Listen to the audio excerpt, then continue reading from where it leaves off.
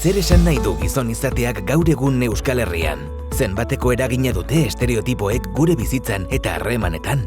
Emakundek, Fat Juventud Fundazioak egindako ikerketa bat aurkeztu du gizondu ekimenaren barruan, Euskadin maskulinitateak nola hautematen eta eraikitzen diren aztertzen duena. Horretarako, maskulinitatearen kutxa sortu da. Kutxa hori gizonak nolakoa izan behar duen esaten duen agindu tradizionalei zenbateraino jarraitzen diegun neurtzeko tresna da.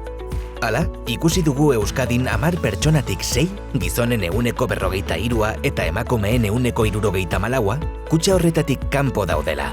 Argi eta garbi arbuiatzen dituzte maskulinitate tradizionalaren estereotipoak.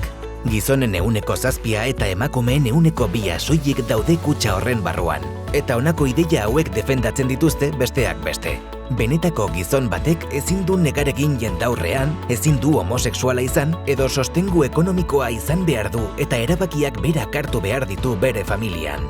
Bestalde, gizonen ia erdia eta emakumeen 24% kaxaren ertzean daude. Ez datoz guztiz bat agindu tradizionalekin, baina ez dira erabat posizionatzen maskulinitate parekidearen alde. Gizonen 48,1%ek entzun du benetako gizon batek modu jakin batean jokatu behar duela.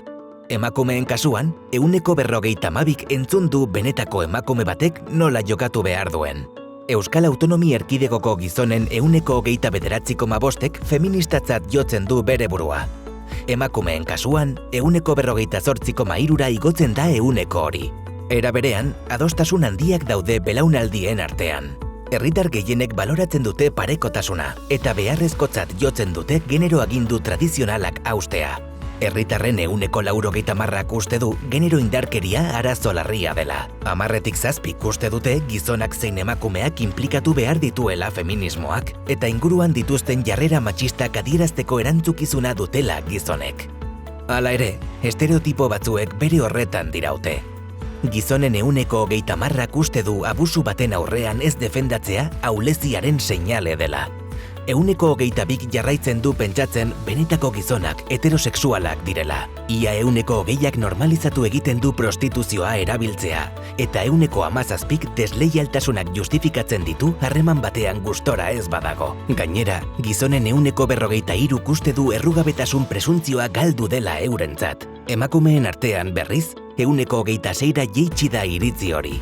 Adinari erreparatzen badiogu, adineko gizonak dira neurri handiagoan, emakumeen aurkako indarkeriak gizarte arazo larritzat jotzen dutenak, eta ondoren, 30 eta 49 urte artekoak.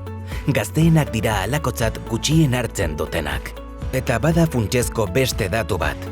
Kutxa barruan dauden gizonek indarkeria jasateko arrisku handiagoa dute. Ez dira hain zoriontsuak, presio sozial handiagoa jasaten dute, babes emozional txikiagoa dute eta ideia suizida gehiago dituzte. Erronkek bere horretan dirauten arren, Euskadiko pertsona gehienek parekotasunezko eta indarkeriarik gabeko harremanen alde egiten dute. Kutxatik irtetea posible ez ezik, beharrezkoa ere bada gizarte bidezkoagoa eta parekideagoa eraikitzeko.